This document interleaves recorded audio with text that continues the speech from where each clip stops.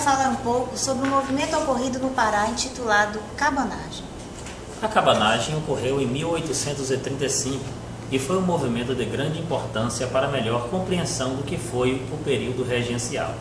A população paraense sofria com a péssima condição de vida das camadas pobres, além de conflitos entre os comerciantes locais e os portugueses, o que gerava um processo de tensão nessa região. O governo regencial havia nomeado para a província um presidente que não agradava a elite local. Dessa forma, tal descontentamento não era apenas das camadas pobres, como também da própria elite. Neste contexto, a situação da população do Pará era péssima. Mestiços índios viviam na miséria e essa situação provocou o sentimento de abandono com relação ao atual governo, além de muita revolta.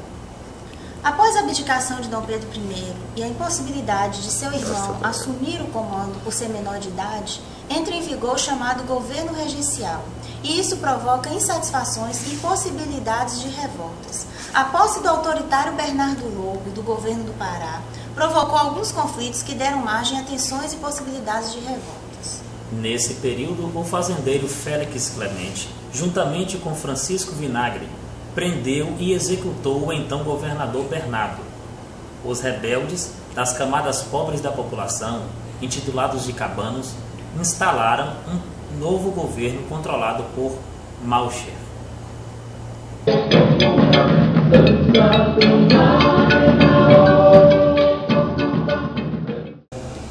Para entendermos como se deu o movimento Cabanagem, devemos também nos atentar a outro movimento que ocorreu em Pernambuco, com divisa com Alagoas, chamado de Cabanado.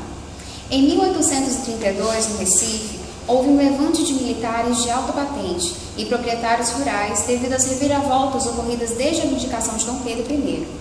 A volta do imperador para Portugal provocou a anistia dos remanescentes da Confederação do Equador, que lutaram pela sua independência desde 1824.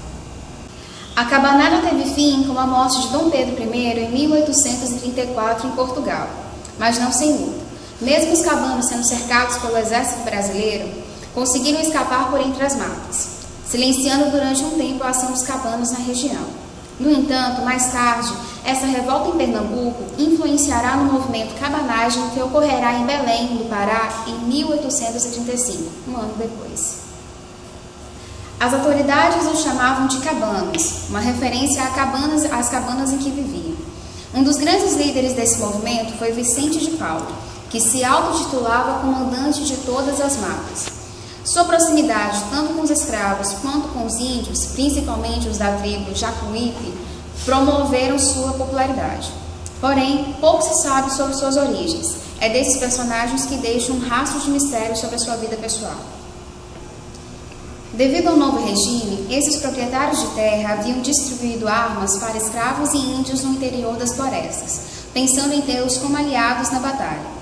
Porém, o governo, com receio de uma revolta maior, envia tropas militares para combater as chamadas gentes das matas, que habitavam as florestas e ficavam à margem da economia local, que na época era baseada pela cana-de-açúcar e o plantio de algodão.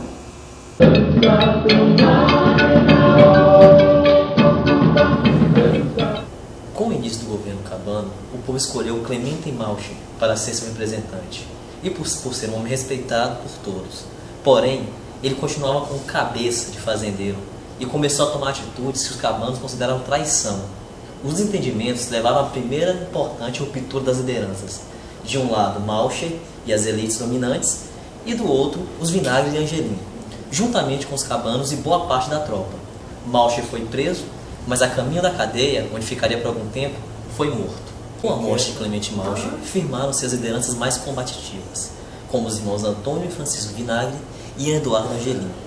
A 20 de fevereiro de 1835, foi aclamado presidente da província Francisco Vinagre, que tentou reorganizar a revolução.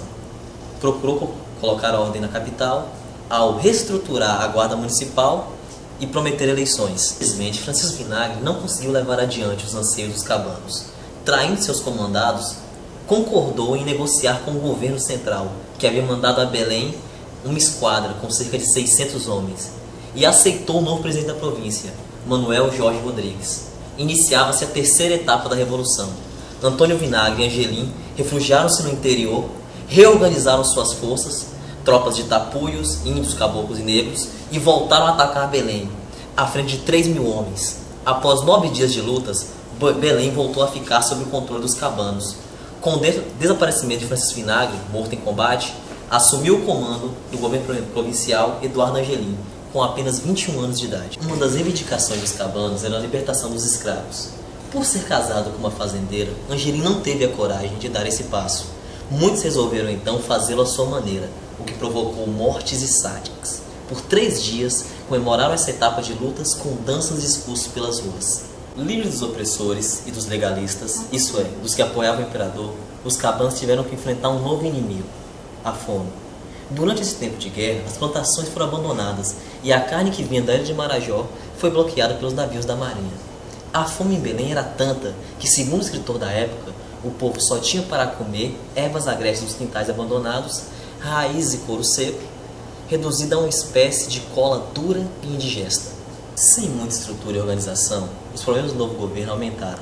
A falta de comida estimulava as intrigas e as divergências. Em abril de 1836, chegava a Belém um novo governador, acompanhado por um grande número de soldados, mercenários estrangeiros e criminosos soltos, das prisões do Sul e do Nordeste. Sem condições de enfrentar este novo ataque, Angelim e os cabanos fugiram para o interior, onde a resistência continuou. A repressão desencadeada pelo governador foi terrível.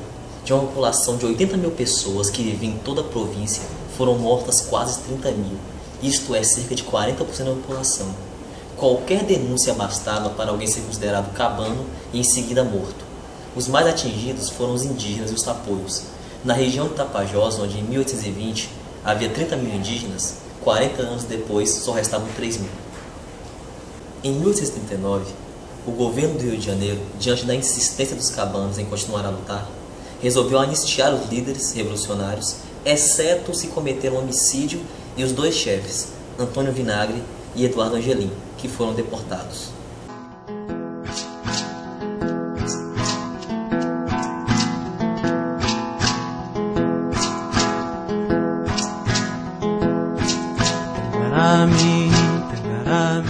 O povo indígena teve uma grande participação na cabanagem.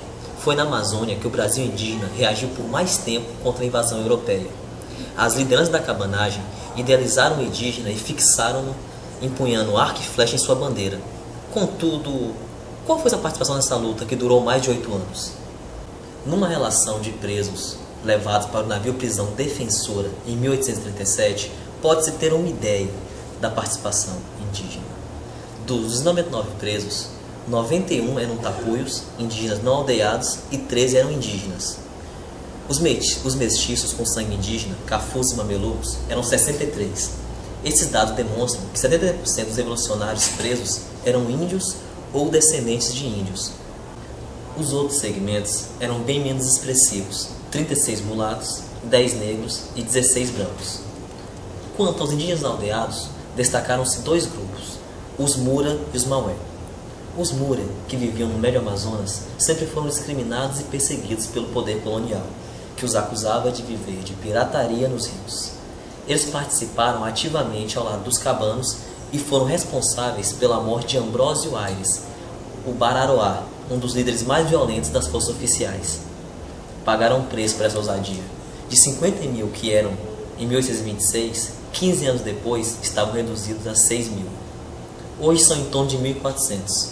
Os Maué foram os que lideraram a revolução em Parintins e em Tupinambarana, sob o comando do cacique Manuel Marques, atacaram Luzeá, matando os 30 soldados do destacamento militar e os moradores portugueses do lugarejo, transformando a vila em um reduto cabano.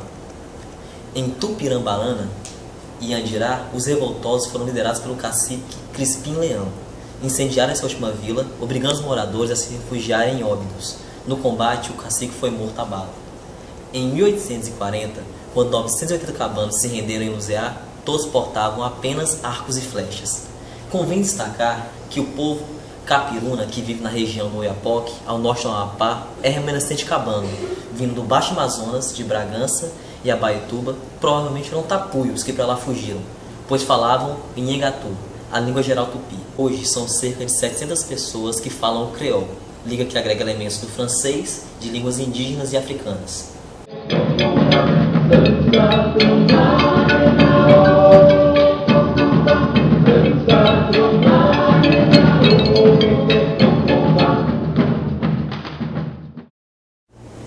Depois de 5 anos de luta, os cabanos criaram ódio aos brancos e às autoridades impostas, aprendendo a amar a aclamação popular e a revolução infinita. Cultuavam a beleza revolucionária, mas viveram outras mazelas: a fome, as doenças, as mortes e a instabilidade da guerra. Em um processo de fuga da escravidão, os cabanos foram perseguidos e mortos, mas seus ideais não desapareceram completamente. Em busca de sua terra prometida, muitos revolucionários se embrenharam nos rios e nas matas da Amazônia, ampliando quilombos ou criando comunidades mistas de negros, índios e mestiços, exemplos ímpares no Brasil. Em contraste com este universo das fugas, os cabanos que se voltaram para as grandes cidades e zonas produtoras de açúcar ou de gado tiveram outro destino. O pós-cabanagem para eles significou mudanças na estrutura agrária, estimulando-se a criação de latifúndios ainda hoje tão presentes na Amazônia.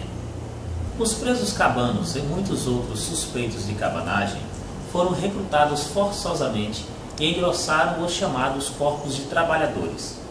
Eram recrutas que foram os responsáveis pela reconstrução produtiva do campo e das cidades no pós-cabanagem, abrindo caminho para a tão comentada época da borracha da Amazônia. Certo é que a mortandade cabana se seguiu à dos corpos de trabalhadores. Ao lado disto, desde os anos de 1870, vieram outros migrantes nordestinos para a Amazônia. Durante os anos áureos da borracha, a Amazônia tornou-se internacional, recebendo todo tipo de pessoas, misturando culturas e criando novas identidades. Tudo parecia abafar as antigas lutas cabanas, mas a cada nova crise política ou econômica, a memória cabana era acionada. A matriz desta luta nunca foi totalmente esquecida, sendo revista em livros, nos debates da imprensa e na política. Nos anos do Estado Novo, o interventor do Pará tornou-se o maior financiador do Instituto Histórico e Geográfico do Pará, bancando as pesquisas sobre o movimento cabano. Magalhães Barata financiava estudos que interligavam a Revolução de 1930 no Pará com a Revolução Cabana, exaltando no passado e no presente o fim das oligarquias e as vantagens de um governo populista. Nos anos de 1980, o movimento cabano renasceu, ganhando status popular nas ruas e nas praças. O então governador eleito, depois da ditadura militar, Jader Barbalho, se percebia como o novo líder cabano. Seu governo criou o Memorial da Cabanagem, financiou pesquisas, promoveu um concurso de monografia sobre o tema durante os 150 anos do movimento cabano. Já na década de 1990, a Prefeitura de Belém, governada pelo Partido dos Trabalhadores, fez reviver mais uma vez a cabanagem. O prefeito, Edmilson Rodrigues, afirmava que seu governo era mais uma tomada cabana de Belém. Nascia uma terceira tomada e ele seria um sucessor legítimo do governo de Eduardo Angelino. O sambódromo local transformou-se em aldeia cabana. Nasceu um bairro com ruas e avenidas que homenageavam o movimento e seus heróis populares. Bom pessoal, vocês puderam perceber, no decorrer desta videoaula, como se deu a cabanagem e os seus diferentes conflitos. Agora mostraremos para vocês o jogo da cabanagem, um jogo criado pelo Laboratório de Realidade Virtual em parceria com a Faculdade de Engenharia de Computação da Universidade Federal do Pará, que desde 2003 atua sob a coordenação do professor Manuel Ribeiro Filho. A Revolta da Cabanagem é um jogo de computador educativo cuja temática é o movimento cabano ocorrido no Pará no século XIX. O desenvolvimento durou pouco mais de 2 anos e foi financiado pela FINEP, financiadora de estudos e projetos. O enredo do jogo está dividido em 3 partes, de acordo com os acontecimentos ocorridos na Revolução. O jogo inicia com a exibição da tela de título mostrada na figura, de onde o jogador pode escolher se deseja começar a campanha visualizar os créditos ou o conteúdo extra adicionado ao jogo. Há um total de 3 fases, divididas em 5 missões que abrangem estilos diferentes de jogo.